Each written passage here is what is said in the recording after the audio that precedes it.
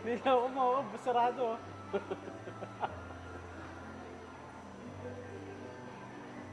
Ako dito.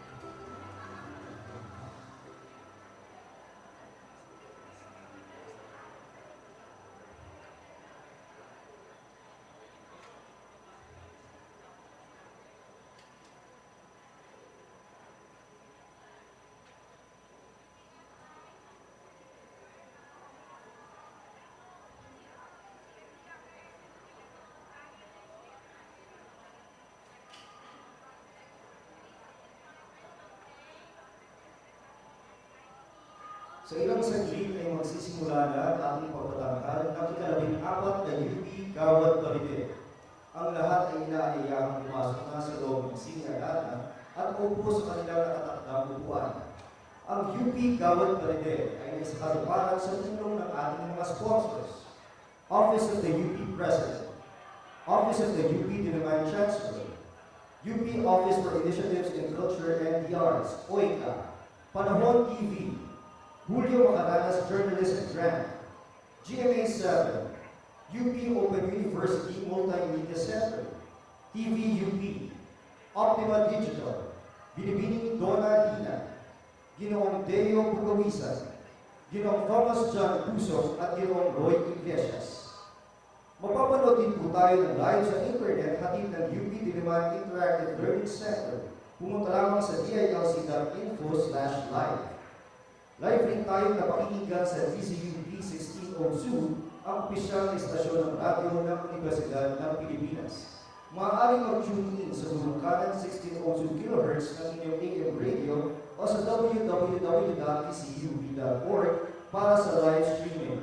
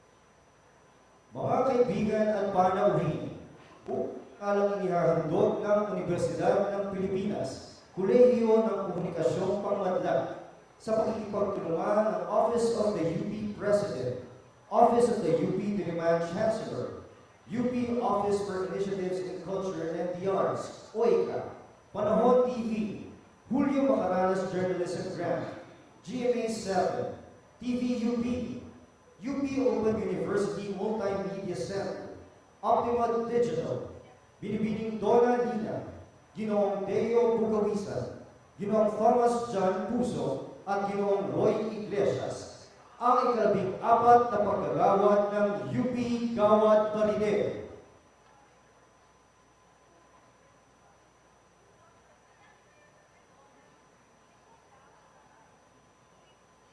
Tunghayan po natin ang pagpasok ng mga kagrupan at opisyales ng Universidad ng Pilipinas. Pinangungunahan po ito ng mga opisyales at kagrupan ng Kolehiyo ng Komunikasyong Pangmadla sa pamumuno ni Dekana Dr. Elena E. Pernia.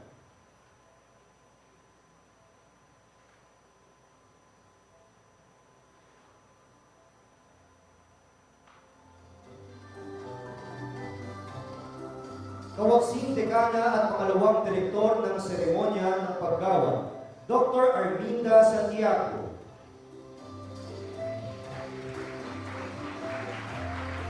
Professor Emeritus Dr. Nicanor Tiongson. Direktor ng seremonya ng paggawad, Professor Emeritus Dr. Grace Javier Alfonso. Ang kaguruan ng UP Film Institute, kasama ng direktor nitong si Professor Patrick Campos. Ang kaguruan ng Departamento ng Broadcast sa pangunguna ni Professor Jane Vinculado.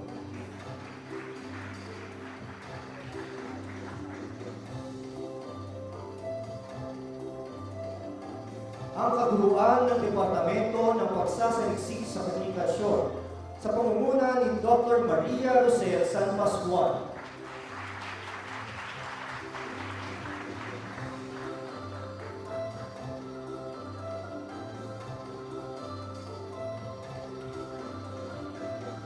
Ang kaguluhan ng Departamento ng Periodismo sa pamumuno ni Dr. Rachel E. Can.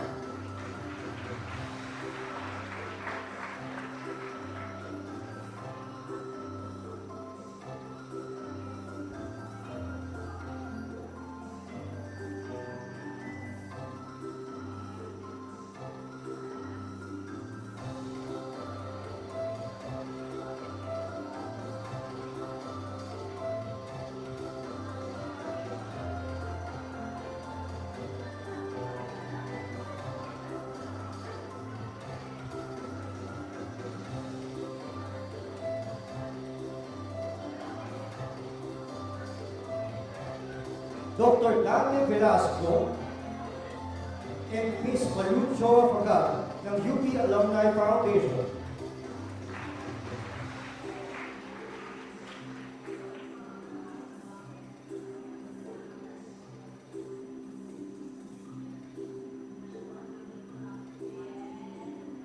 Nasunod po ang mga opisyales ng Universidad ng Pilipinas sa Diliman sa pamumuno ni Chancellor Michael L. Tan.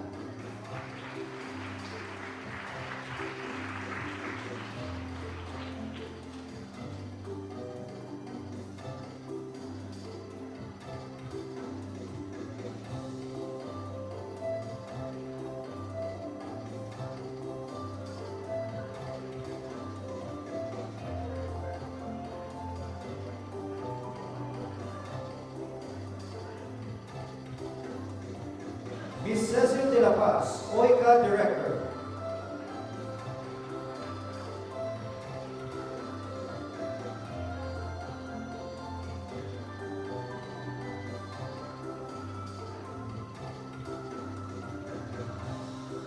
Tunghayan naman po natin ang pagpasok ng kinatawan ng Opisina ng Presidente ng Universidad ng Pilipinas, ang katuwang na Vice-Presidente para sa Ugnayan Pampubliko, si Dr. Jose Wendell Capili.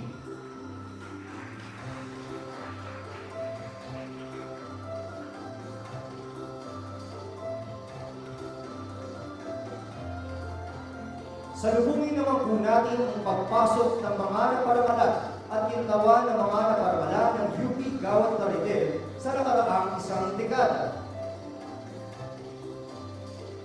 Binibining Tina Monson Palma.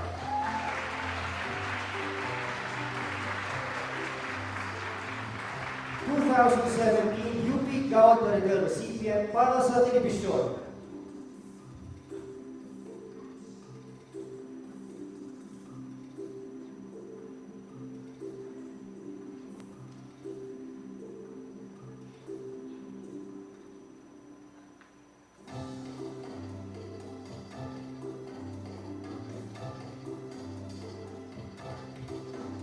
Mga kaibigan, tunghayan po natin ang pagpasok ng tropeyo ng UP Gawad Plaridel.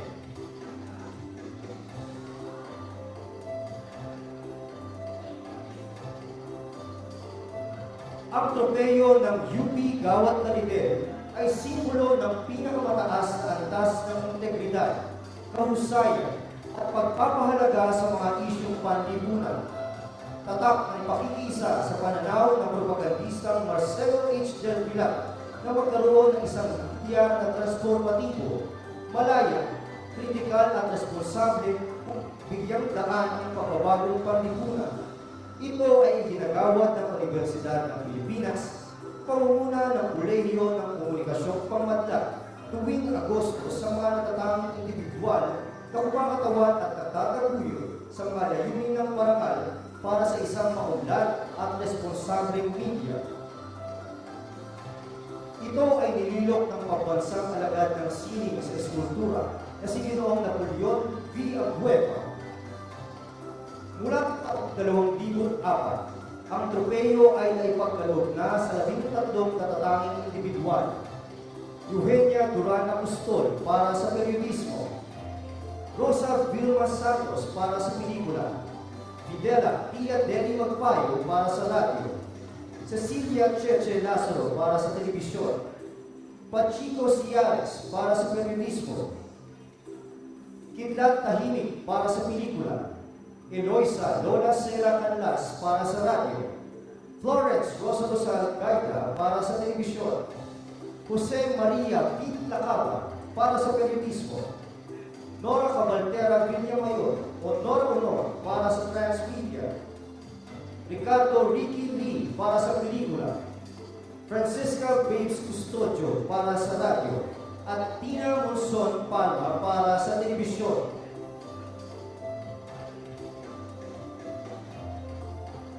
At sa pagpapatuloy ng pakilala sa mga natatanging alagad ng media, muling magiging saksi ang UP Gawad Plaridel sa isa na namang indibidwal mula sa larangan ng periodismo. Ito ang UP Gawad Plaridel 2018.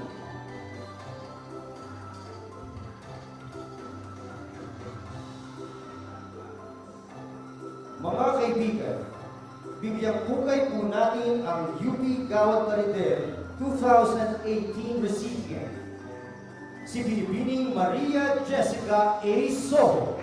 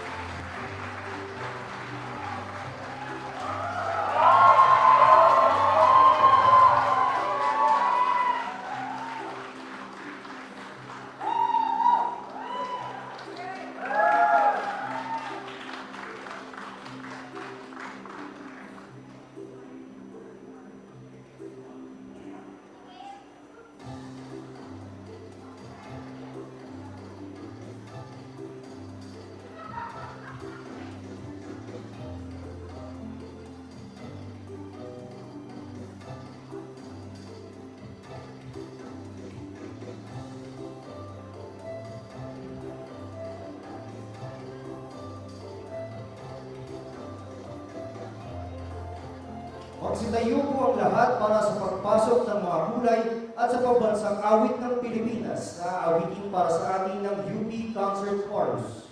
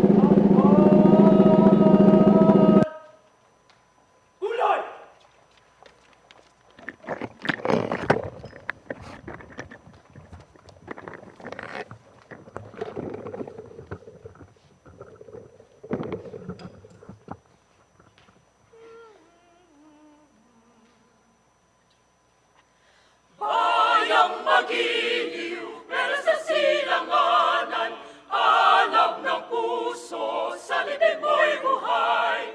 Lupang hinirang, tuyang ka ng magiging, sa manlulupi, di ka pa sisigil. Sa dagat at bundok, sa simoy at sa langit mong bakaw, may dilagang tula at awit sa paglayong minamahal. Ang kislap ng watawat mo'y tagumpay na nagdidingding. Ang bituin at araw niya kailan pang may di magdidilim. Lupa ng harang ng walhatit pagsinta, buhay langit sa piling mo. Ang iligaya na pag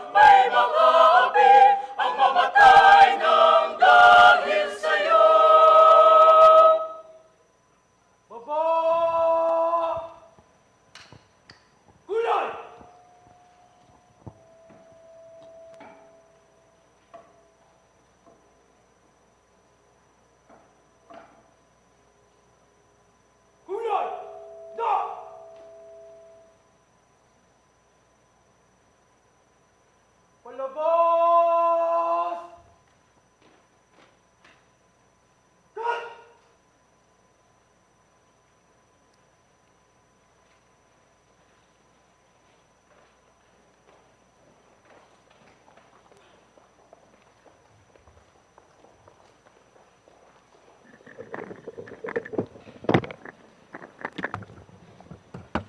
At narito po ang mga tagapagdaloy ng ating programa. Salubungin po natin ang masigabong palakpakan si Dr. Maria Rosel S. San Pascual ng Departamento ng Pagsasangsi sa Komunikasyon at si Ginoong Edgy Francis Villanueva ng Kolehiyo ng Gawaing Pamilipunan at Pagpapamulat ng Pamayanan. Maraming salamat, Ginoong Brian Arda. Magandang hapon po sa inyong lahat, mga kaibigan at panauhin, at sa ating mga mag-aaral at mga guro ng komunikasyong pangmadla at ng buong Universidad ng Pilipinas at ng iba't ibang universidad at eskwelahan, mga pinagpipitaganang mga panauhin. Salamat po sa inyong pagdalo rito sa napakahalagang seremonya ngayong hapong ito. Maraming salamat sa UP Concert Chorus para sa kanilang rendisyon ng ating pambansang awit. Tunay nakahanga-hanga ang kanilang talento sa pag-awit. Babalik po silang muli sa entablado para handugan tayo ng iba pang mga awitin. Tunay ngang napakahalaga ng araw na ito, ika-29 ng Agosto ng taong kasalukuyan, dahil espesyal ang ating pararangalan at bibigyang pugay dahil sa kanyang mga nagawa at kasalukuyang ginagawa sa larangan ng periodismo. Alam niyo po, isang malaking karangalan ang maging bahagi ng isa sa mga mahahalaga at prestihiyosong parangal na ibinibigay taon-taon ng Universidad ng Pilipinas sa pangunguna ng ating mahal na kolehiyo ng komunikasyong pangmadla. At ngayon, sa ika-14 na taon ng UP Gawad Plaridel, muli nating matutunghayan ang pagpaparangal sa natatanging practitioner ng media. Edgy, alam mo bang napapanood tayo ngayon ng live sa internet? Hatid ng UP Diliman Interactive Learning Center at DZUP 1602. Pumunta lamang sa dilc.info/live o sa www.dzup.org. Live rin tayong napakikinggan sa opisyal na istasyon ng radyo ng Universidad ng Pilipinas, ang DZUP 1602. Maaaring mag-tune in sa dulong kanan, 1602 kHz ng inyong AM radio. Ipaalam po natin sa ating mga kaibigan para na maging bahagi sila ng araw parangal na ito ng universidad.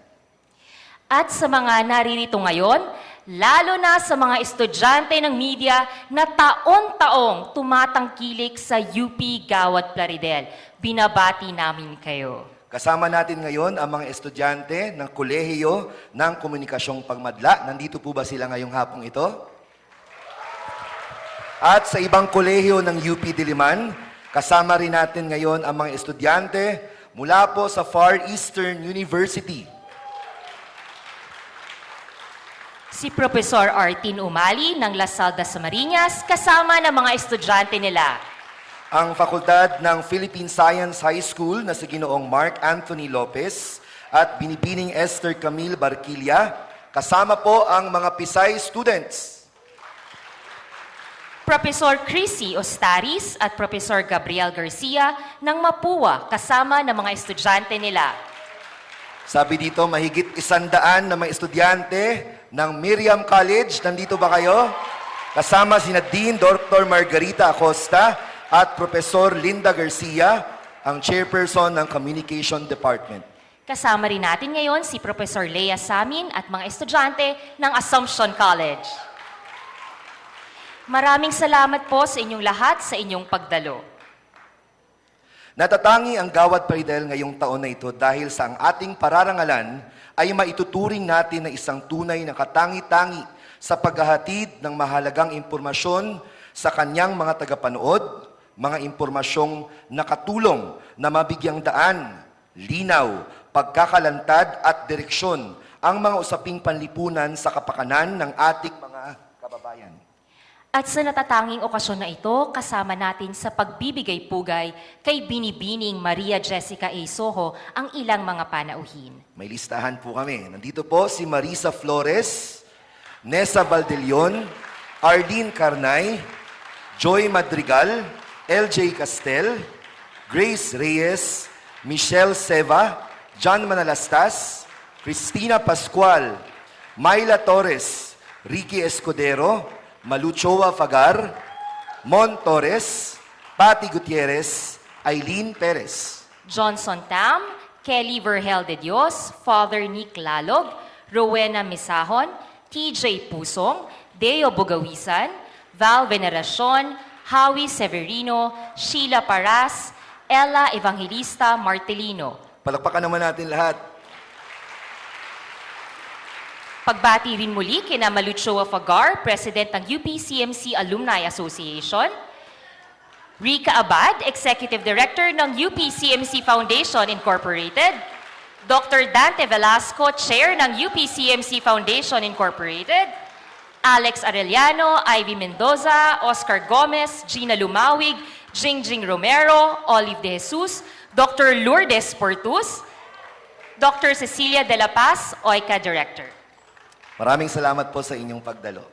Pero bago natin masaksihan ang mismong paggawad at mapakinggan ang lecture ng ating awardee, bigyan daan po natin ang pambungad na pananalita ng Chancellor ng Universidad ng Pilipinas, Diliman, si Dr. Michael Tan.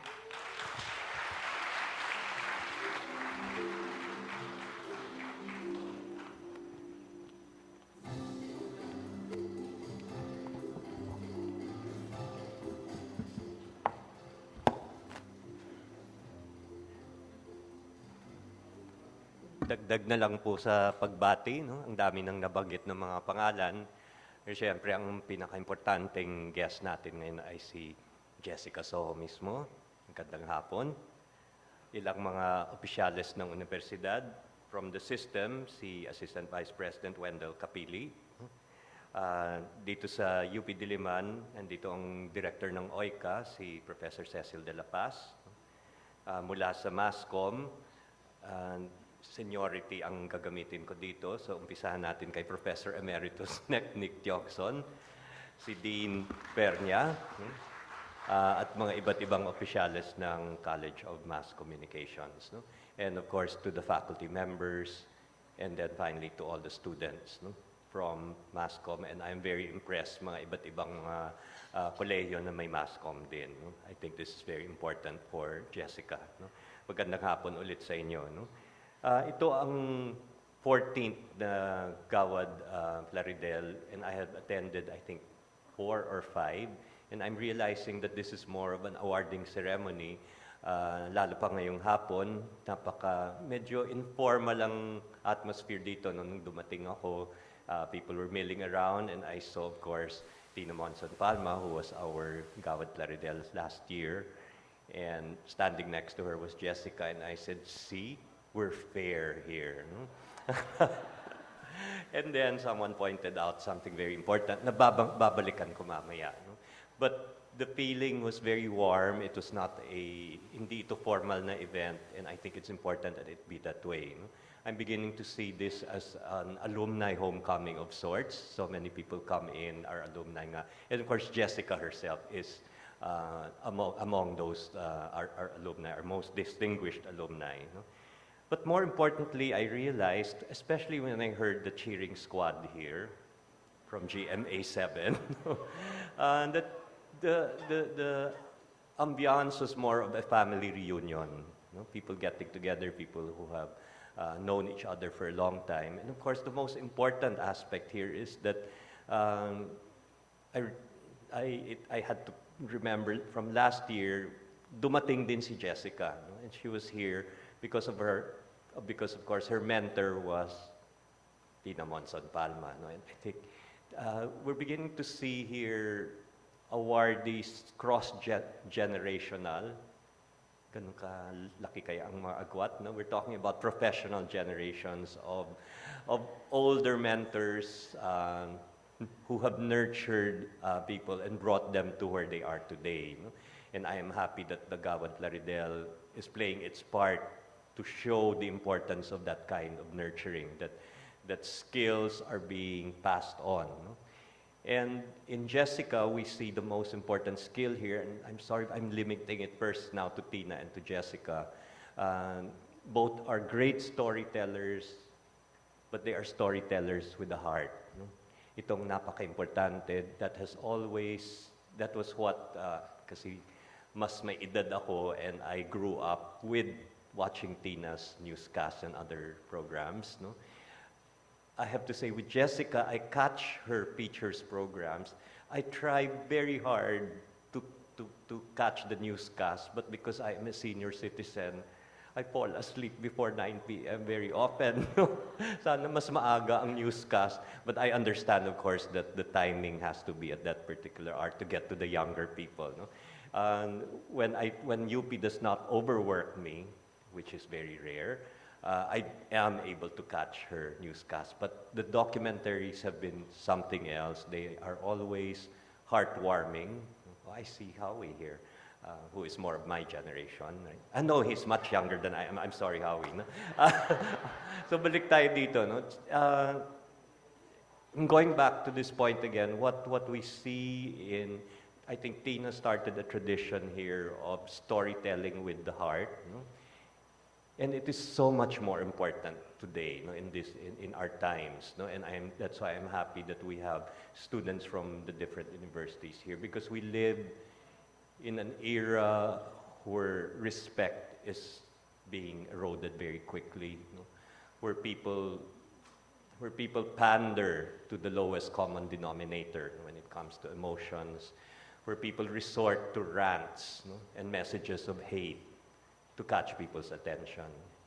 And that is why, all the more importantly, we have today in our Gawad Plaridel, we will be honoring someone who is keeping an older and nobler tradition in mass media, which is to speak to both hearts and minds and to speak with compassion. And so I'm very proud that UP is going to uphold the tradition by continuing to award people who still believe that compassion is not an old-fashioned value.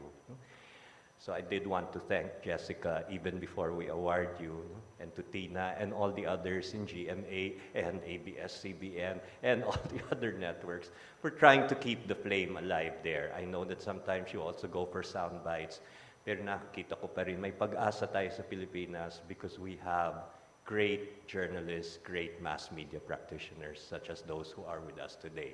So let me welcome everyone to the 14th Gawad Plaridel. Magandang hapon sa inyong lahat.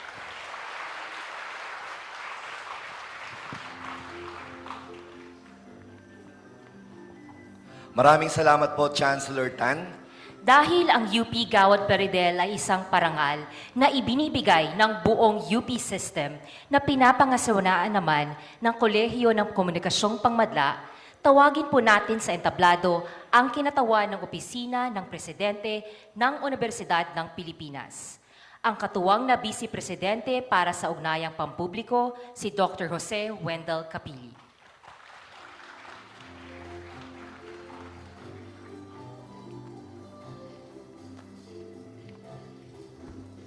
Magandang hapon po sa inyong lahat. Humingi po ako ng paumanhin na wala po dito ang nakararami sa mga opisyal ng UP system sapagkat lahat po sila ay nasa UP Visayas. Ngayon po ay, ngayong oras po na ito ang investiture ng UP Visayas Chancellor Rick Babaran. At bukas naman po ang kauna-unahang Board of Regents meeting outside UP Diliman na gaganapin din po sa UP Visayas sa Iloilo.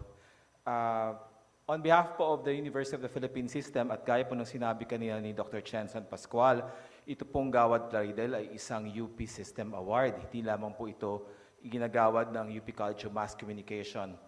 At kami po sa UP System ay malugod pong natutuwa dahil ang atin pong awardee ngayong taon po ay si Jessica Soho. Para po sa amin, pinipersonify po niya yung twin values ng UP ng honor and excellence. But there is another word that I'd like to add to honor and excellence, and that is kindness. Alam po namin na magaling po si Jessica focus and discipline sa kanyang career. Ngunit meron po akong i-share na ayaw po siguro niya ipashare sa akin, pero may idea siya na dapat po malaman parts of what you need to know about her. There have been times in the past, I've been Assistant Vice President for Public Affairs for the past 9 years. And through those years, there have been occasions where there were students that we need to save. Some of them are students who come from far-flung provinces who couldn't go to Manila because they didn't have transportation money to go to UP and enroll. And there are people who are in dire state of mental illnesses, students of the university who are suffering from different kinds of depression. And throughout those years, Jessica had actually helped the university in supporting those students. And there was one thing that I promised Jessica that I'm breaking right now, that I have to announce to everybody that she actually did it. Because I feel that while she's still alive and well and we're celebrating her, people should know that she's a genuinely compassionate person. Ayaw na ayaw po niya na ipabatid sa taong bayan na ginagawa po niya ito. Gusto ko lang po i-share at malaman ni Jessica, yung 4 po na tinulungan niya 4 or 5 years ago, lahat po sila nagtapos ng cum laude at magna cum laude. At on behalf of these scholars, they're all working, they're not here right now. Kami po ay nagpapasalamat sa kanyang tulong na igawad po sa kanila noong mga panahong kailangan po nila ito. So, on that very high note, marami pong salamat on behalf of the University of the Philippines. Kami po ay natutuwa na siya po ang recipient ng Gawad Plaridel. Marami po kaming inaasahan sa kanya na lalo po niyang ipapalaganap ang tunay na kahusayan sa larangan ng pangmadlang komunikasyon. At sana po ay marami po siyang mga batang, mga manunulat, mga iba't iba, mga broadcast journalists, filmmakers, na ma-nurture in the many years to come. Hopefully, there will be opportunities for us for Jessica to actually share in the university. She has expressed her desire to actually teach in the University of the Philippines. And probably about 2 years, you'll be seeing her lecture occasionally at the College of Mass Communication. And hopefully, many of you will enroll in our programs. So muli, marami pong salamat. Mabuhay po si Jessica Soho, mabuhay po ang UP College of Mass Communication, at mabuhay po ang Universidad ng Pilipinas. Marami pong salamat. Maraming salamat po, AVP Kapili. Ngayon naman, upang lalo nating makilala ang ating pararangalan, panoorin natin ang isang maikling video na inihanda ng Kolehiyo ng Komunikasyong Pangmadla sa ilalim ng direksyon at pag-edit ni Freddy Abril at sa panulat at salaysay ni Profesor Cara David Cancio ng Departamento ng Periodismo. Mga kaibigan, panoorin po natin ang maikling video na may pamagat na Jessica Soho, 3 dekada ng serbisyong totoo.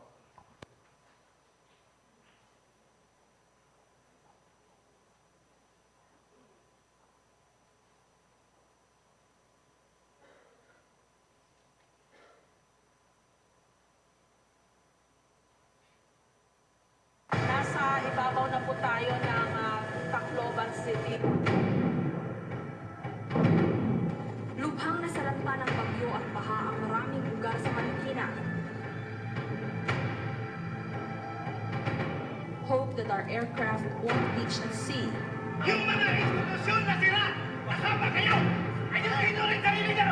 Firing began right after government troops had taken positions.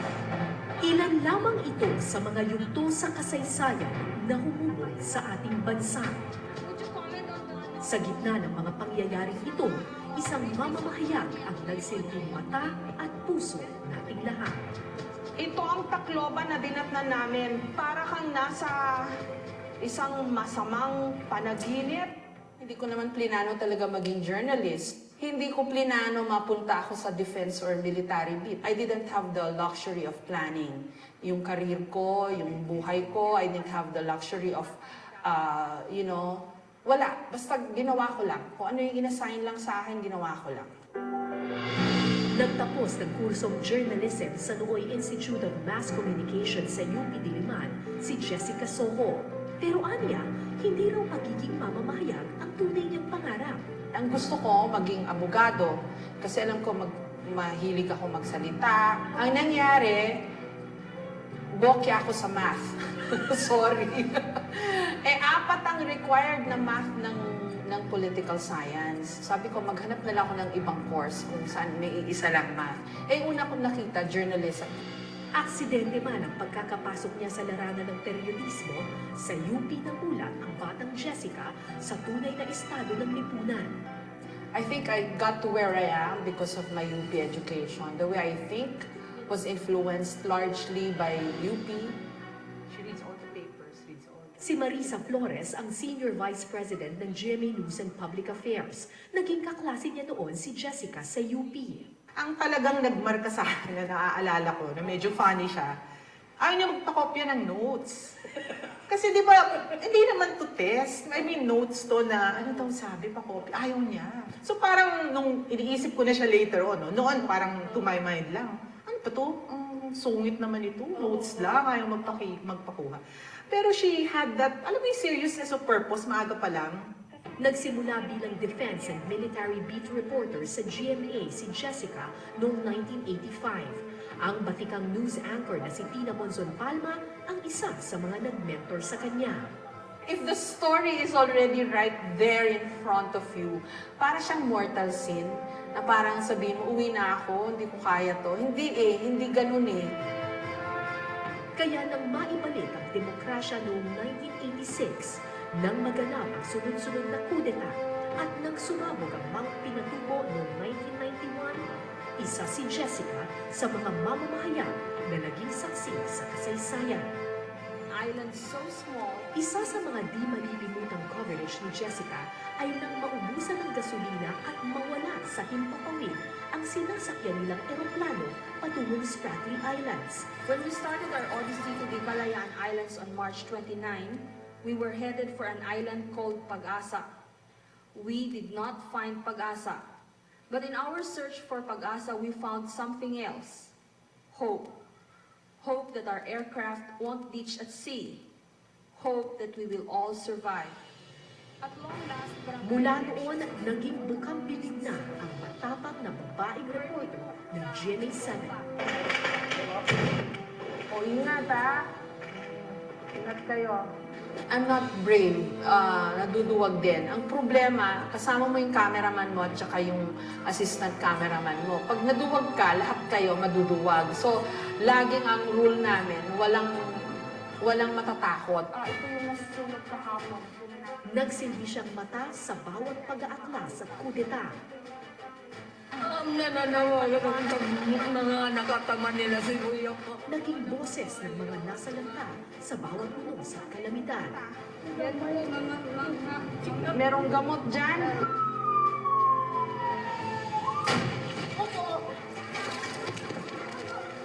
At naging saksi sa mga sigalot at gera.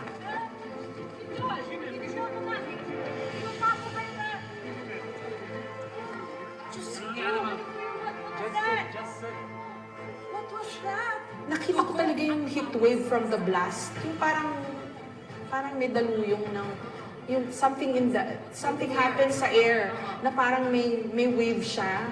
Yun, naramdaman ko. And then yung initial, yung mainit, dito ang init niya. And then ang naalala ko, nung na-realize ko na we survived, sabi ko, Lord, bakit naman ako na naman? Lubhang nasalatma ng bagyo. Sa bawat istorya, katuwang ni Jessica sa pagbabalita ang kanyang mga naging cameraman. Mula dito sa Villamore Air Base, kasama sina Boyd Sons na Disting Gasingan, Jessica Soho, GMA Balita. Naniniwala siyang walang Jessica Soho kung wala ang magigiting na cameraman na kanyang nakatrabaho. Remember that television is a medium that's 80 to 85% visual. Actually, mas importante yung trabaho ng mga cameraman natin. Ang taas ng tiwala niya sa mga cameraman eh. Oo. Parang kulang na lang ako magsusulat. Alam ko kayang-kaya mong lapatan ng video yan. Jessica Soho is the first Filipino recipient of the highly prestigious George Foster Peabody Award. It is a humbling experience, mabuhay. Sa pagdaan ng panahon, si Jessica Soho ang naging batayan ng mahusay na pagbabalita sa Pilipinas. Umani siya ng sunod-sunod na papuri sa loob at labas ng bansa. Meron talaga siyang innately driven na spirit, di ba? Talagang pag nandito siya, she's going to apply herself. hindi sa kanya pwede yung, pwede na yan, okay na yan, pwede na siguro. Lagi ko rin naman sinasabi yan na awards, fame, this will come as a consequence of hard work. It's really hard work that will get you there. Here to accept the Peabody is Jessica Soho, who's the reporter, producer, and host for the GMA Network. Si Jessica ang kauna-unahang Pilipinong ginawaran ng prestigyosong George Foster Peabody Award para sa kanyang dokumentaryong Kidneys for Sale at Kamao. For us to even be here and be counted among the broadcast industry's very best is indeed an honor that we give back to our country and to God. We've come all the way across the world to get this, and we are honored to be winning this for the very first time ever for our country, the Philippines. Mabuhay ang Pilipinas!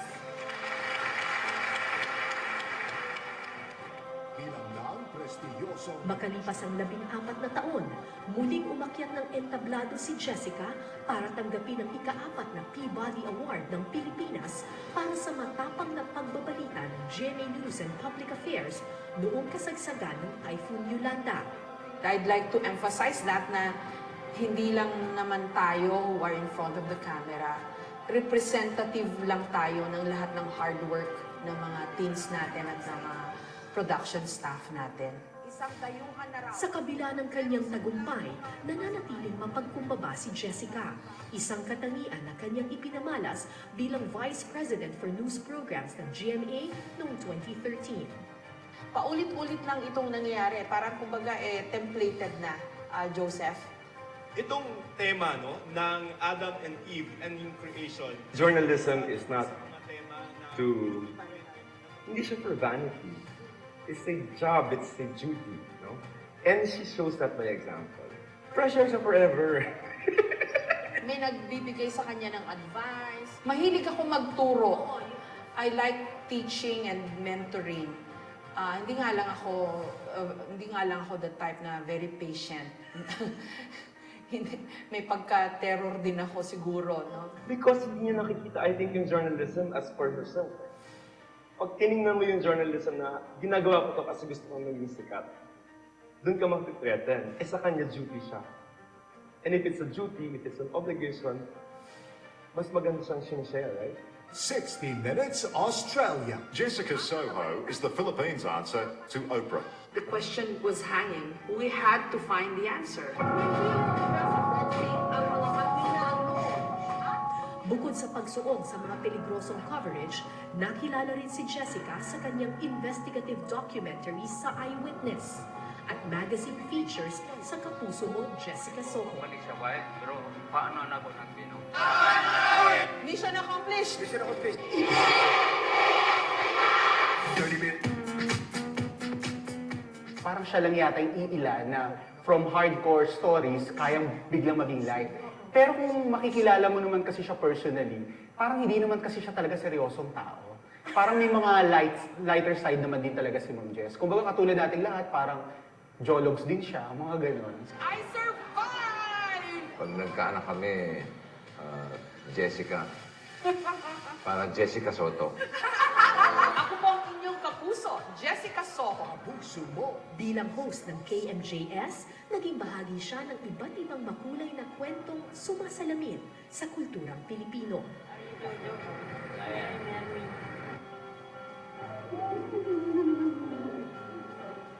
If there's one thing na pwede kong ipagmalaki, maisip akong tao. Wala akong ginawa, di mag-isip, magbasa. That's how you stumble on excellent story ideas. Ayaw niya sa kanya na focus kasi parang ang mahalaga talaga yung storya. Siya lang yung taga-deliver. Malalimang pagtalakay naman sa mga balita ang hatid ng State of the Nation with Jessica Soho. Kung saan niya nakapanayam ang ilan sa mga pinakamakapangyarihang personalidad. This difficult job. Well, I asked for it. As an interviewer, the good thing about her is that even if she asks the toughest questions, pero at the end of the day, kahit crook ka, she will not kumbaga, bring you down or pin you down just to make herself look good. And thank you for coming to our country. I just wanted to see for myself. You have to do your homework, you have to read. Bottom line, it's not really about the interviewer, it's really the interviewee. So ako, I listen. I've always believed in giving the other person a fair shake. Pagka may tinatanong ka na masama, let him speak for himself. Let him defend himself. Si Khalid ang magiging guide namin. Sunod sa beatification. Sa loob ng mahigit 3 dekada, ipinamalas ni Jessica ang tatak ng isang mahusay, tapat at patas na mamamahayag. Siya ngayon parang perfect example na siya. Eats, breathes, leaves, moves. Journalism is a commitment. No? And she shows that. You don't get up in the morning to say, today I will do a story that will win me an award. It doesn't happen that way. Don't take yourself too seriously because it's not about us. Hindi tayo yung storya. Di ba tinuturo ko yan sa inyo lagi? It's never about us. Taon-taon iginagawad ng Universidad ng Pilipinas ang pinakamataas na parangal para sa mga alagad ng komunikasyon na nagpamalas ng husay sa kanilang propesyon. Ang Gawad Plaridel ay pagpupugay sa mga mamamahayag na nagpamalas ng tapang sa pagbabalita na naging daan para sa isang mas malayang lipunan. Ngayong taon, iginararangal ng Universidad ng Pilipinas na ipakilala ang kauna-unahang alumna ng Kolehiyo ng Pangmadlang Komunikasyon na makakatanggap ng Gawad Plaridel Award, Jessica Soho. Katotohanan ang magpapalaya sa bayan. Isang prinsipyong 3 dekadang ipinamalas ni Jessica Soho sa kanyang propesyon. 3 dekada ng katapangan, 3 dekada ng sipag at talino, 3 dekada ng serbisyong totoo. Ako po ang inyong kapuso, Jessica Soho. It's gonna get even tougher. Administrations, regimes, tyrants will come and go, but the media as an institution is here to stay. For as long as there's democracy, vital na may media na active, proactive, and doing its best para maibalita ang mga dapat malaman ng bayan, para masabi ang katotohanan.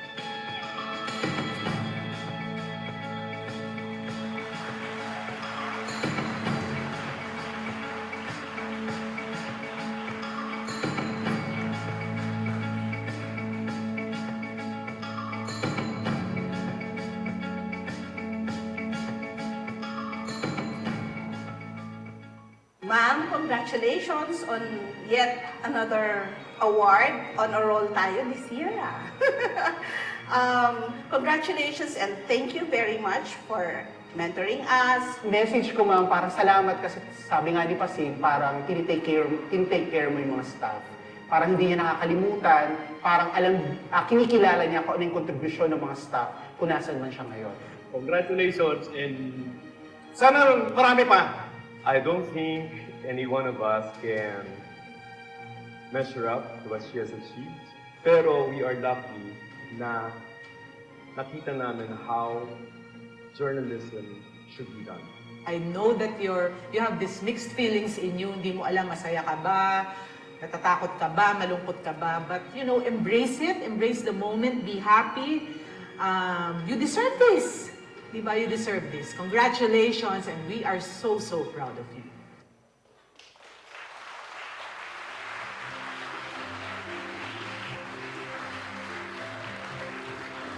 Mga kapuso, mga iskolar ng bayan, lubhang kahanga-hanga, si Pinipining Maria Jessica A. Soho. Tunay na mahalaga ang kanyang mga naiambag sa mundo ng periodismo at media sa Pilipinas. Tunay siyang inspirasyon at kapupulutan ng mga aral. Saludo po kami sa inyo, Binibining Maria Jessica Soho. Pagbati po sa inyo, ma'am. Bago tayo magpatuloy sa pinakahihintay nating bahagi ng ating seremonya, maaari niyong i-text ang inyong mga kaibigan at kamag-anak na wala dito ngayon na mapapanood nila ang UP Gawad Plaridel 2018 ng live sa internet. Ang live streaming natin ngayong araw ay hatid ng UP Diliman Interactive Learning Center o DILC at DZUP 1602. Pumunta lamang sa dilc.info/live o di kaya ay sa www.dzup.org. Mga kaibigan at mga kinagigiliwan naming panauhin, narito na tayo sa pinakahihintay nating bahagi ng ating programa. Tawagin na po natin sa entablado ang mga magbibigay ng UP Gawad Plaridel. Hinihiling po nating umakyat sa entablado ang ating mahal na kinatawan ng opisina ng presidente ng UP, ang katuwang na vice-presidente para sa ugnayang pampubliko na si Dr. Jose Wendell Capili, Chancellor ng UP Diliman na si Dr. Michael Tan, kasama ang dekana ng Kolehiyo ng Komunikasyong Pangmadla, Dr. Elena E. Pernia. Nais din po naming hilinging pumanhik sa entablado ang ating pararangalan, si Binibining Maria Jessica A. Soho.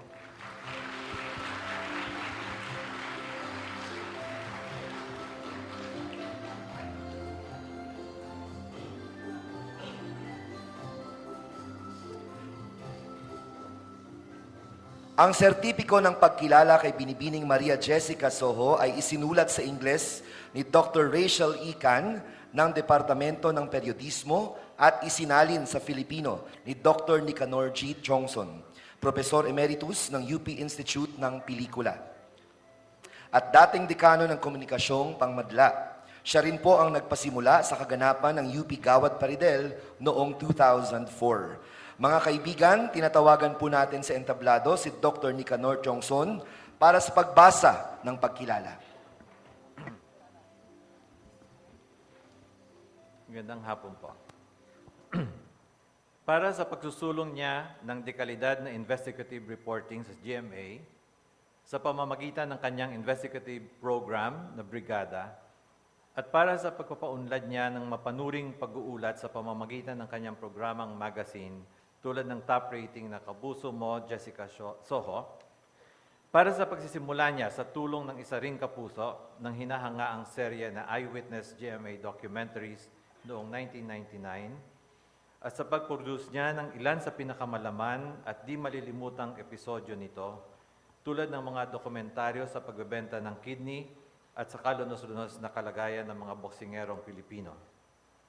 Para sa mahusay na pagganap niya bilang anchor ng State of the Nation with Jessica Soho, isang programang newscast na naiiba sa lahat, di lamang dahil sa malalim nitong pagsaliksik sa balita, kundi dahil din sa matalisik na pagsusuri ng mga eksperto sa pinakalitaw na balita sa bawat araw. Para sa walang takot at komprehensibo niyang pag-uulat ng mga delikado ngunit napakahalagang assignment, tulad ng EDSA Revolt ng 1986, ng pagputok ng Bulkang Pinatubo, ng iba-ibang tangkang kudeta sa administrasyon ni Pangulong Corazon Aquino at ng superbagyong Yolanda, at pati na mga assignment sa ibang bansa tulad ng giyera sa Afghanistan at Pakistan. Para sa pagtataguyod niya ng pinakamatayog na sukatan ng kahusayan sa broadcasting, na pinatutunayan ng mga lokal at internasyonal na premyong kumilala sa kanyang mga programa bilang pinakamahusay na investigative at news program at sa kanya mismo bilang katangi-tanging host at news presenter, tulad ng 6 na Reader's Digest Asia Most Trusted News Presenter Award at ang unang George Foster Peabody Award na binigay sa isang Pilipino. Para sa paggabay niya sa mga nakababatang henerasyon ng broadcast journalists sa bansa, para magkaroon ng diversifikasyon ng kanilang pagpoprograma ng balita at lalo pa nilang malinang ang kanilang potensyal sa mahusay na pag-uulat ng balita sa broadcast. At para sa kanyang matibay at hindi natitigating na integridad na nagsikap na ipatupad ang pinakamataas na pamantayang etikal sa kanyang higit na 30 taong paglilingkod sa broadcast journalism. Isang natatanging buhay profesional na nagsisilbing modelo para sa susunod na henerasyon ng mga broadcast journalists. Binibigay ng Kolehiyo ng Komunikasyong Pangmadla ng Universidad ng Pilipinas ang UP Gawad Plaridel kay Maria Jessica A. Soho ngayong ika-29 na araw ng Agosto, taong 2018, sa Sine Adarna UP Film Institute Film Center, Universidad ng Pilipinas, Diliman, Lungsod ng Quezon. Ang nakalagda po ay ang Presidente, Danilo Concepcion, Pangulo, Universidad ng Pilipinas, Michael L. Tan, Chancellor, UP Diliman, Elena E. Pernia, Dekana, UP Kolehiyo ng Komunikasyong Pangmadla.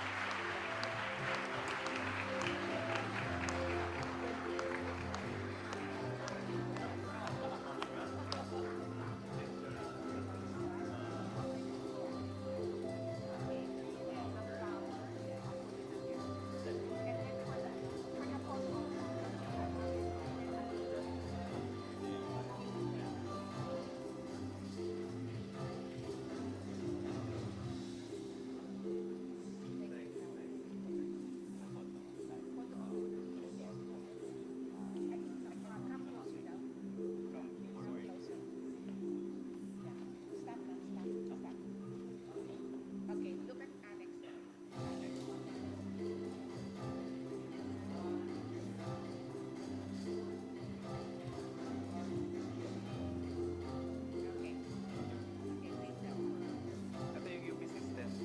Pinaka-red.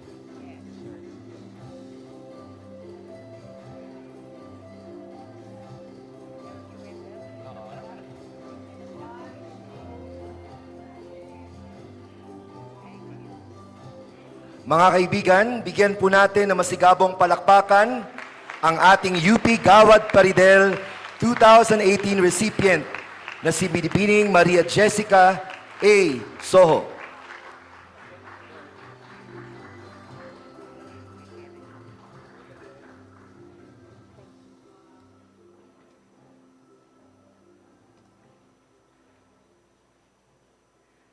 Chancellor Michael Tan, Professor Wendell Capili, Director Cecilia de la Paz, si Dean Elena Pernia, maraming salamat po. Gayon din kay Professor Nick Johnson, kay Professor Rachel Can, at sa aking kapuso na si Cara David sa napakagandang audiovisual presentation. Wala lang mapagtaguan sa ilalim ng upuan ko magtatago sana po ako kanina. Special mention kay Malucho Wafagar ng UP College of Mass Communications Alumni Association who insisted on nominating me even if my colleagues and I have given up on this award. Kasi pang 5 beses na yata ako nanonominate at lagi po kaming hindi nagtatagumpay. Thank you, Malu, for not giving up on me. Salamat ng marami. Hands down, ito na yata ang pinakabonggang awarding na nadaluhan ko. Thank you very much for making me feel so important. Magandang hapon po sa inyong lahat, lalo na sa ating mga estudyante, hindi lang mula sa UP, kundi sa iba't ibang mga universidad. Maraming salamat sa inyo. There is one question that's often asked in our newsroom then and now, especially to our reporters and news teams going to or returning from the field. What's your story? Anong istorya o balita mo? Na para bang to everyone in the newsroom, that was all that mattered. Your worth or market value for the day. Walang nagtatanong kung kamusta ka, how are you okay, o kumain ka na ba, walang mga ganon. It is an accepted fact among journalists that you're only as good as your last story. Great if you had a scoop or an exclusive or you covered something important. Sorry ka na lang if your story did not amount to something much, although there's always another day to make up for it. These days, a lot of people are asking that same question, even outside the newsroom and even among non-journalists. What's your story? What's your truth or your messaging or your narrative? Mine's actually very simple. A promdi or a small town girl who made good. As one of my cameramen used to say, pinabili lang ng suka, naging reporter na. Which was true to a certain extent because I did not plan on becoming a journalist.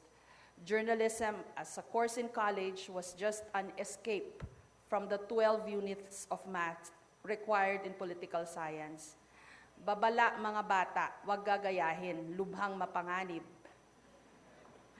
Had it not been for Professor Louis Beltran, who inspired us with stories about his exploits as a journalist, and who brought to class excellently written news articles from the New York Times, and who also just happened to casually mention to our class one day that his friend, Tony Seva of GMA News, preferred to hire journalism graduates even for broadcasting, I would not be here today. Today, I stand before you as you honor me and my life's work, when really, the credit should also go to everyone who has helped me in my more than 33 years in broadcast journalism. Napakarami po nila. From my earliest mentors in the newsroom, reporter and deskman Ray Vidal, audiovisual head Steve Serna, my cameraman, to my former bosses, Tony Seva, Tina Monzon Palma, Marisa Flores, Nessa Valdelion, Grace de la Peña Reyes. To those who taught me how to connect better to a wider audience, Bobby Barreiro and Tony Tuviera. To Attorney Felipe Gozon for putting me on prime time and for all the help. To Jimmy Duavit and Felipe Yalong for their support, and to all my colleagues in GMA News and Public Affairs, including the current and former staff of Kapuso mo Jessica Soho Reports, Brigada 7, State of the Nation with Jessica Soho, at lahat na po ng mga programang sinalihan ko. Andito ho sila ngayon lahat. So, ang joke po kanina ni, was it Professor Kapili who said, walang natira sa newsroom. Andito ho lahat sila. Maraming salamat sa inyong lahat. Wala ako rito kung hindi dahil sa inyo. I started out tabula rasa, like a blank sheet of paper. Walang alam bukod sa makapalang mukha at nakahandang gawin ng lahat, magkatrabaho lang. I would not have minded had they made me answer the telephones or make coffee or man the teleprompter. There was just so much to learn, and it was all so very exciting. The story, I cannot overemphasize that enough, because that is what we're really here for. The reason for our being, if you will, and what we should all continue working hard for, to get it right. Going after the story has brought me to some of the most dangerous places on earth. Nakita niyo ho yung video, sorry, paulit-ulit ho ito. But in 1989, my crew and I joined a team of government and military officials for a trip to the Spratly Islands, long before many Filipinos have even heard of it. Our small aircraft lost its way, and worse, almost ran out of fuel. We all thought we were going to die, and there was nothing to do but pray. But just in time, only minutes before our plane's engine conked out, our pilot spotted a small island in what seemed like the middle of nowhere, and miraculously it had an airstrip. We were saved, but because the island was in the southernmost tip of Palawan, near Borneo, before there were satellite or mobile phones, our office and families in Manila were already preparing for the worst, and even our obituaries. 2001 saw me and my crew in Kabul, Afghanistan. This was 1 year after the Taliban fled the city, and I thought we were safe until a landmine almost killed us. You've probably seen the video, thanks to Manix Lazaro, our cameraman, who was only about 10 feet away from the explosion. Of course, I love my job, but I also sometimes ask existential questions. Why am I here? Is it all worth it? Why do we do the things we do, and for what? But every time I ask those questions or rant, it goes back to the same answer, the story. Many journalists have died in pursuit of it. Tyrants resort to killing, hoping they'd kill the story too. Leaders in the Philippines and even in the United States have fallen because of it. It sounds so basic and fundamental, but the story is very powerful. I've had my shares of fighting battles to defend it. Some were won, some were lost, but life goes on. Some people may think that there is a dichotomy or a difference between being a Filipino and being a journalist, but I don't. I am both. I am a Filipino journalist, and I am not torn between public interest and the truth. I do not see any conflict there because at the bottom of it is the story, the truth. The story can never be changed nor revised, even if memories are short. What happened, happened. Pagbali-baliktarin man natin ang mundo. And I have Tina Monzon Palma to thank for this most important lesson, that saw me through some pivotal crossroads in my career. She was the one who hired me. And it was also through her example and courage that my newsroom contemporaries and I, ako ang mga falsies. That my newsroom contemporaries and I learned the value of upholding the truth, no matter what, to defend the integrity of the story. And now more than ever, we need more of this in these perilous times, when journalism and journalists are under attack by those who try to discredit us and undermine our credibility. In a manner both cunning and brilliant, let's grant them that by mirroring us and our content and passing those as news when clearly it's not. Nako, nag-moment ako, pasensya na ko kayo. I say fake news is nothing more than a deliberate distortion of the truth and of reality.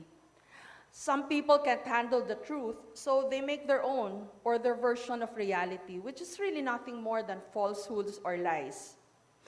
And so today we hear of post-truths, alternative realities, and the latest, truth isn't truth. At a time when we're supposed to be knowing better and communicating more. The scary part is fake news has been weaponized. It has become so powerful it is believed to have influenced the outcome of the US elections, no less. What could be worse than that? Imagine the most powerful person of not only the most powerful country in the whole world, or even the whole world, a beneficiary of fake news. The question to ask, how do we fight it? Simply by being more discerning.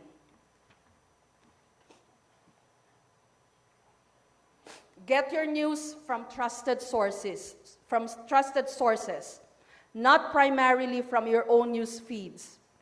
Don't believe anything just because it's been repeated or retweeted or liked a million times. It is never a popularity contest. Truth is determined not by algorithms or the number of posts, likes, tweets, or engagements, but by facts and facts alone. And please fact check. You have the tools.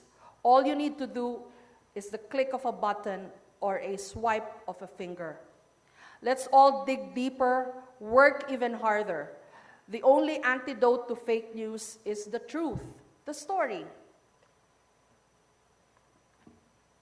Now we come to the lecture.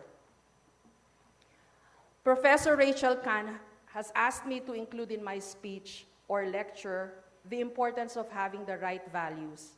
Kaya pasensya na kayo mga millennial dyan. Alam ko you don't like being preached to. But I think it's important that we all do our share, and because this is supposed to be a lecture nga, I don't mind if you take down notes. Here goes. For those of you wanting to join us in broadcast, print, digital, film, communication research, etc., I think it's very important for you to have the right values. The technical stuff you need to learn and store in your head, but the right values you need to live by and encode in your DNA. Importante siyempre ang laman ng utak, pero mas lalong mahalaga ang laman ng puso. The three functions or purposes of communication, to inform, to educate, and to enlighten, all go hand in hand. It's a package deal and ideally should not be taken separately. Just as the university's code of honor and excellence, as Professor Tita Winnie Monsod has so aptly put it, should also be lived by together and in that order. Honor before excellence. Excellence alone will not suffice. It needs honor, and honor should be first. Please indulge me more, minsan lang naman po ito, as I share some more life lessons. Read, read, read. Do your homework, because content is key. Content will always be king. The internet is only the platform or the distribution highway. The story is the story. It is never about you. It should not be about you. Unselfie. You will never ever know enough. So to learn more, be humble. Ask the tough questions, not the motherhood or generic ones. Listen well. Failure is a prerequisite to learning and success. Prepare for it, and once it happens, get back on your feet fast and learn good. There are no mistakes in life, only lessons. Positivize your hugot. Journalists should not have comfort zones. Every day, every story is different. Stress, sleep deprivation, missed meals, canceled or shortened vacations are guaranteed.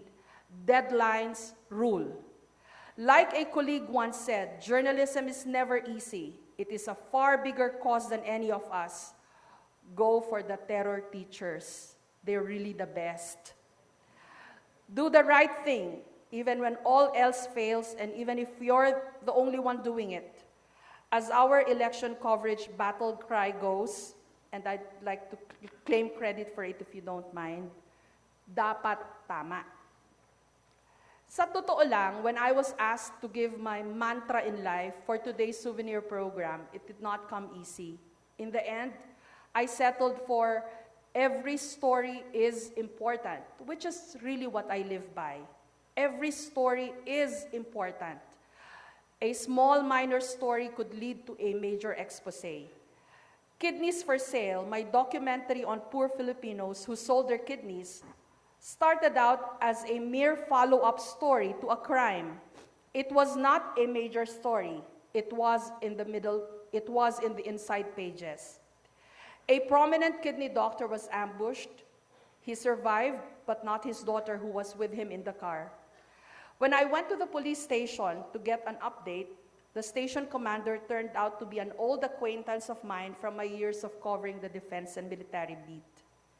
Next thing I knew, he was showing me pictures of about a dozen men from Baseco compound in Tondo, with diagonal cuts on the side of their torsos where one of their kidneys was harvested. You connect the dots, as they say, but first you have to find those dots and ask the right questions to the right people. Looking for missing people was just an out-of-the-box idea in Jessica Soho Reports, our late-night news magazine program, before they put us in prime time with Kapuso mo Jessica Soho. We couldn't brainstorm good topics on a particular week when there wasn't much breaking news, and so I asked, why don't we do a story about missing children? The following day, after our episode aired, the 3 missing kids we featured were all happily reunited with their families. If we harness television's immense power, reach, and impact, wala pa pong social media noon, you can help people solve their problems. From that episode was born a weekly program locating missing people. Sana'y muling makapiling, followed by reunions, with an average of 3 families reunited per week, or a total of 800 families reunited in a span of 6 years. The same story concept has been carried on in Kapuso Mo, Jessica Soho. KMJS reunited Joel and his biological mother after more than 3 decades. Joel was lost when he was 5 and adopted and brought to Australia by his adoptive parents. Ryan, the OFW from Italy, was likewise reunited with his biological mother 38 years after he was given up for adoption. A staff member put it all together when he said, "More than the ratings, we're gaining points in heaven." To be a journalist is to be a truth seeker. Someone said that to seek the truth is to shine the light even on the darkness of our soul. We also need to somehow keep the hope alive by capturing a reality where not only the bad happens, but the good too. The world may be broken, but we can fix it, and the good people still outnumber the bad. Our generation and those before us have failed to solve many of our problems, but I am hopeful you, our millennials, will do better. With so much power in your hands and your limitless potentials, please turn things around. Make this world a better place, no matter how much of a cliche that sounds. Use your so-called sense of entitlement to demand and make possible better things for your generation and those to come. They say your generation is more inclusive and more open to possibilities. That should also mean less barriers, less walls to overcome, that you will be more accepting of others, and to stop the spread of hatred, not only on social media, and to level up the quality of discourse or discussion of issues. As we say in UP, kung hindi tayo o kayo, sino? Kung hindi ngayon, kailan? I say, that should be the story of every scholar ng bayan. Maraming salamat po.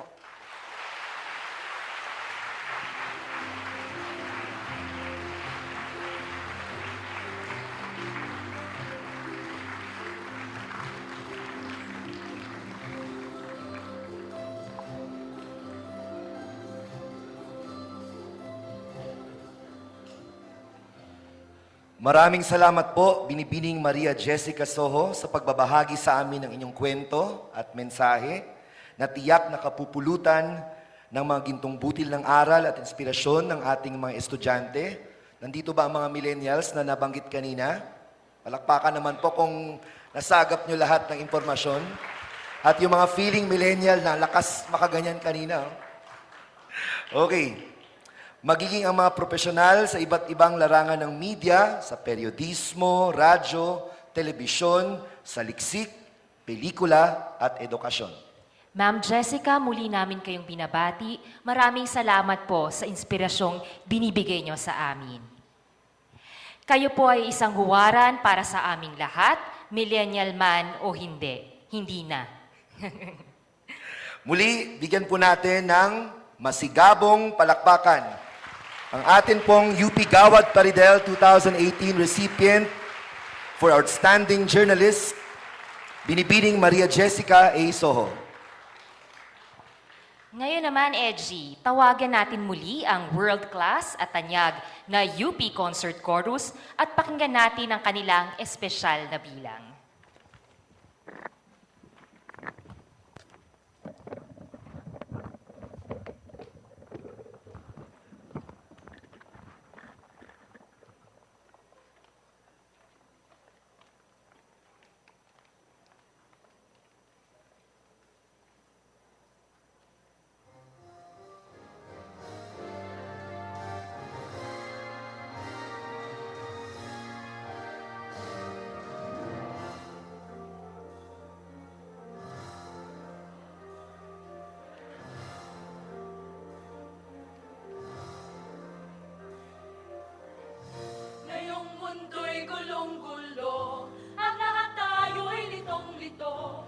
pag-ibig sa kapwa-tao, sa daigdig dapat ituro. Kung bawat puso ay marunong magmahal, kapayapaan, kasiyahan, tiyak na makakamtan.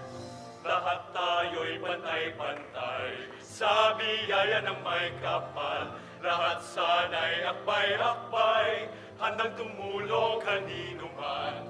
Kung bawat tao ay marunong magmahal, ano mang kulay o salita, tiyak magkikinisa. Je t'aime, te amo, I love you. Watashi wa anata wa shitemasu. Ich liebe dich, iniibig kita, wahai di. Paano man sabihin, ang mundo'y turuan natin. Tanging lunas ay pag-ibig.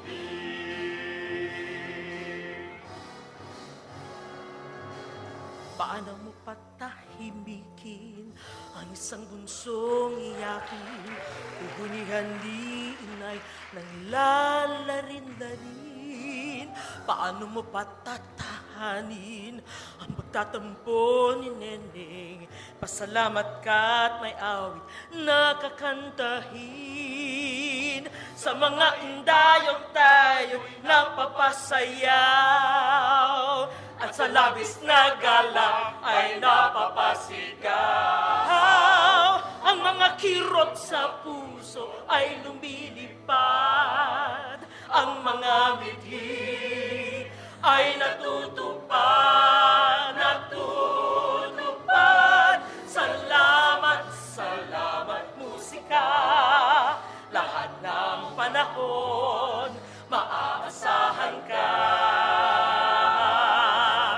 Salamat, salamat musika. Itong munting mundo ay napapasigla. Paparapa. Sinong dakila? Sino ang tunay na bali? Sinong mapahalad?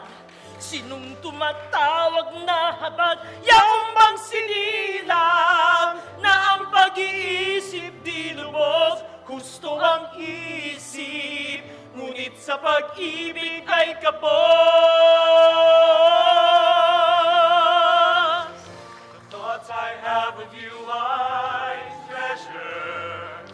The good times and the bad we shared forevermore. Somehow, somewhere, our love will find a way. And I believe that someday I hear you say that you love me, oh, oh,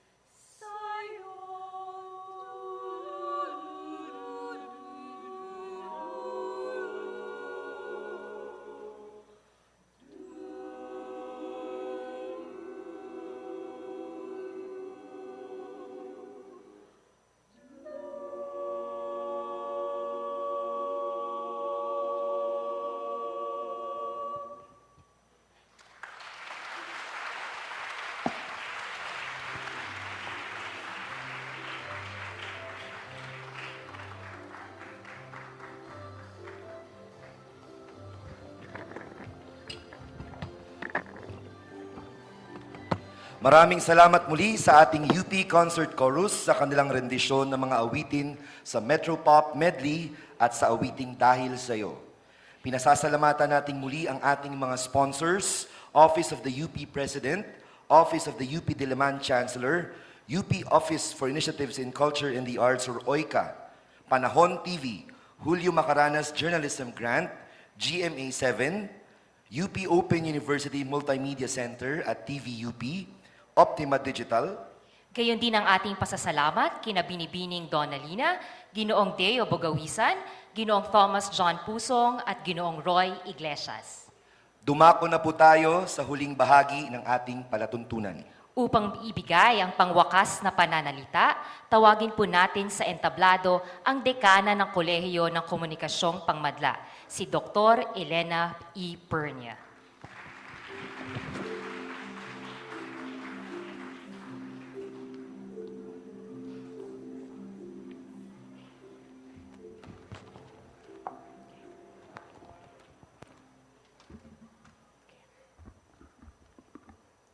I am much pleased to close this year's Gawad Plaridel ceremony, especially at this time when we awarded one of our own, whose journalistic ideals were initially formed within Plaridel Hall of UP Diliman's College of Mass Communication. Our woman of this Gawad cycle, Ms. Maria Jessica A. Soho, is a true icon in the world of Philippine media. Her pioneering work in investigative journalism and her entire journalistic career are characterized by insightful and courageous coverage of Philippine and world news. And, as reports have it, Jessica is the most awarded broadcast journalist in Philippine history, with 253 local awards, 32 international awards, and counting.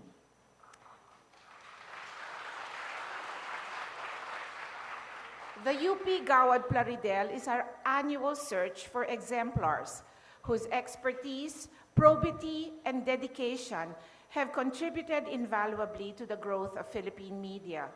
Since 2004, when the Gawad was first awarded, the UP College of Mass Communication has taken great pride in recognizing outstanding Filipino professionals so that they may be role models to inspire the present and future generations of media practitioners.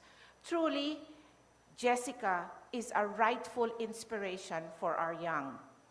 I believe that the key message in the life's work of all Gawad Plaridel awardees is keeping true to the challenge of serving the interest of the Filipino people with professional integrity, however daunting it may be. And while we learn from these exemplars, there are certain things that cannot be taught. There are learnings that can come only through experience. From exemplars like Jessica and Tina, who are here, we gain perspective and even motivation. However, the translation of inspiration into action, in other words, to be the best version of ourselves, is our own doing. And as we have seen in Jessica's career, one must have the seriousness of purpose, heart, and kindness. Again, as we have seen in Jessica's journalistic career, research is everything. But she didn't use the word research. But that is what she meant. Here lies a practical lesson for students who want instant results and who may find the lessons of patience and the importance of rigor difficult. Getting your facts wrong will not only blow your piece of journalism, it will also ruin your reputation and the organization to which you belong. I would like to acknowledge the hard work that the college's faculty, staff, and students have exerted for the Gawad Plaridel. My deep thanks to the faculty of the Journalism Department, headed by its chair, there you are, Dr. Rachel Khan. The judges at the initial screening and the final judging, who had the difficult job of deliberating on most worthy nominees. My great appreciation for tireless OEER Director Shirley Evidente, who has shepherded the annual process of Gawad Plaridel. My eternal gratitude to Professors Emeriti, Dr. Nicanor Tiongson, who initiated and continues to inspire this award, and Dr. Grace Alfonso, who has expertly directed the ceremonies of Gawad Plaridel. Thank you once again. My praise also to the unsung heroes who work tirelessly behind the scenes to make today's and every year's ceremony a reality. And importantly, I would like to take this opportunity to reiterate our appreciation to the university, to the UP Office of the Chancellor, Dr. Michael Tan, and to the UP system, here represented by our very good friend, AVP Wendell Capili, for their continued support to the Gawad. And before ending this afternoon ceremony, and while we continue our celebration for Jessica, I wish to announce that the search and honoring of exemplars in Philippine media continues, and that around next year, another exemplary individual will be duly recognized. In the meantime, let us celebrate Jessica. Thank you very much.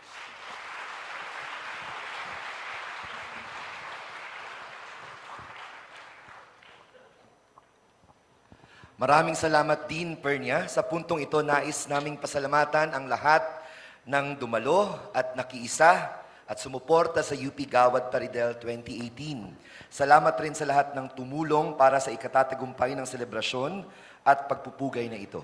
Salamat sa katuwang nating komentarista sa likod ng entablado na si Ginoong Brian Arda, kay Dr. Rachel Ican at sa kaguruan ng Departamento ng Periodismo para sa kanilang pakikipag-ugnayan para sa UP Gawad Plaridel 2018. Muling pasasalamat kay Dr. Rachel Ican sa pagsulat ng biography sa souvenir program. Kasamang bumuo ng souvenir program, sina Ginoong Alex Tamayo at Ginoong Roberto Reyes at ang nag-edit nito, si Ginoong Choi Pangilinan. Maraming salamat. Pasasalamat din kay Dr. Rachel Khan na nagsulat ng citation sa Ingles, kay Dr. Nicanor Tiongson para sa pagsalin ng sertipiko ng pagkilala sa Filipino, at taus-pusong pasasalamat kay Assistant Professor Cara David Cancio sa kanyang panulat sa maikling video na pinamagatang Jessica Soho, 3 dekada ng serbisyong totoo. Maraming salamat po. Pagpapasalamat syempre sa nag-direct ng awarding event na ito na si Dr. Grace Javier Alfonso. Pangalawang direktor na si Dr. Arminda Santiago, kasama ang kanilang buong production team mula sa UP Open University Multimedia Center at TVUP. Pasasalamat rin kina Professor Shirley Palileo Evidente, Ginoong Roberto Reyes at Ginoong Lawrence Varon ng UP CMC Office of Extension and External Relations na siyang punong nangasiwa ng UP Gawad Plaridel. At syempre, higit at bukod tanging pasasalamat kay Decana Elena Pernia sa kanyang puspusan at masipag na paggabay at suporta sa katuparan ng UP Gawad Plaridel 2018 sa patuloy niyang pagtitiwala at pagkilala sa kakayanan ng kanyang mga kasamahan sa kolehiyo at ng universidad. Maraming salamat po, Decana Pernia. Salamat muli sa ating sponsors ng UP Gawad Plaridel 2018. Palakpakan po natin lahat. Office of the UP President, Office of the UP Diliman Chancellor, UP Office for Initiatives in Culture and the Arts or OICA, Panahon TV. Palakpak po tayo. Kay Binibining Donna Lina, Julio Macaranas Journalism Grant, GMA 7. UP Open University Multimedia Center at TVUP, Optima Digital, Ginoong Deo Bugawisan, Ginoong Thomas John Pusong at Ginoong Roy Iglesias. Maraming salamat din sa UP Diliman Interactive Learning Center at DZUP 1602 para sa ating live streaming broadcast sa dilc.info/live at sa www.dzup.org. Mapapanood nyo rin po ang isang delayed telecast sa cable channel ng Panahon TV at TVUP. Ia-anunsyo po namin sa UPCMC website at Facebook page ang takdang araw at oras nito. Abangan nyo rin po ang isang special skills training na ibibigay ni Binibining Maria Jessica A. Soho sa UPCMC itong taon na ito. Ia-anunsyo rin po ang mechanics at ilang detalye na ito sa UPCMC FB post ng Office of Extension and External Relations. Okay Ready na tayo? Ready na tayo. Magsitayo po tayong lahat para sa UP naming mahal at paglabas ng mga kulay. Narito pong muli ang UP Concert Chorus para pangunahan ang pag-awit ng UP naming mahal.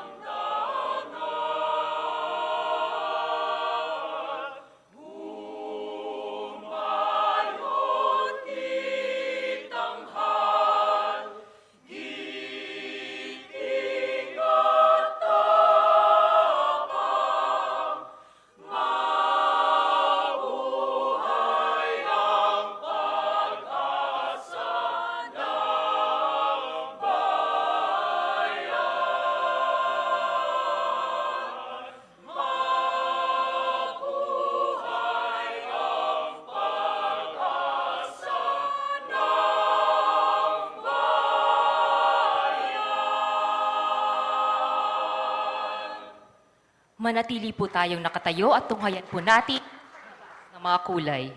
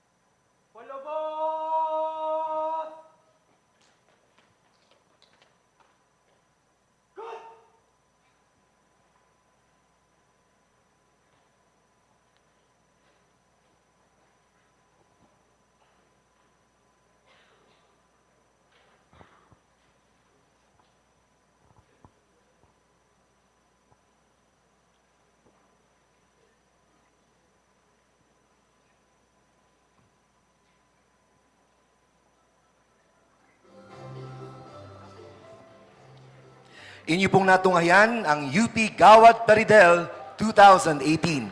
Ako po si Maria Rosel Sanchez San Pascual. Ako naman po si Edge Uyangguren. Sa ngalan po ng lahat ng bumubuo ng UP Gawad Plaridel, ng Kolehiyo ng Komunikasyong Pangmadla at ng Universidad ng Pilipinas. Maraming salamat sa inyong pagdalo sa UP Gawad Plaridel 2018. Naway magkita-kita po tayong muli sa parangal ng UP Gawad Plaridel sa susunod na taon. Maraming salamat at magandang hapon sa ating lahat.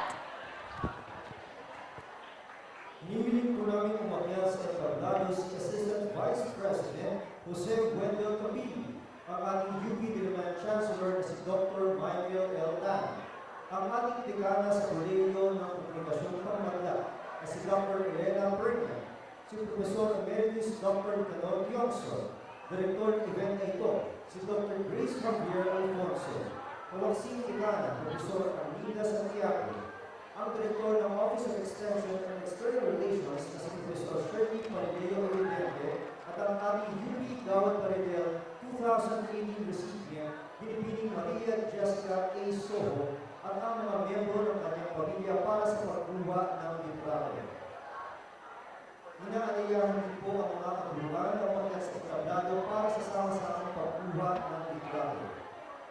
Jess, si Yvonne. Uy, Yvonne! Ma'am, the journalist is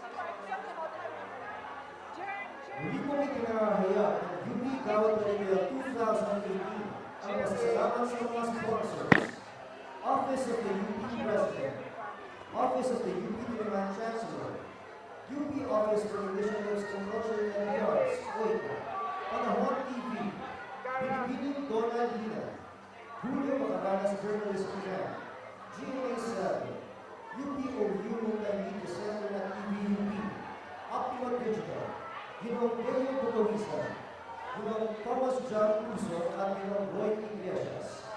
Ako po muli si Ginong Brian Arda at maraming salamat po sa inyong lahat. Jorn faculty, please come up. Paging, Jorn faculty, including lecturers.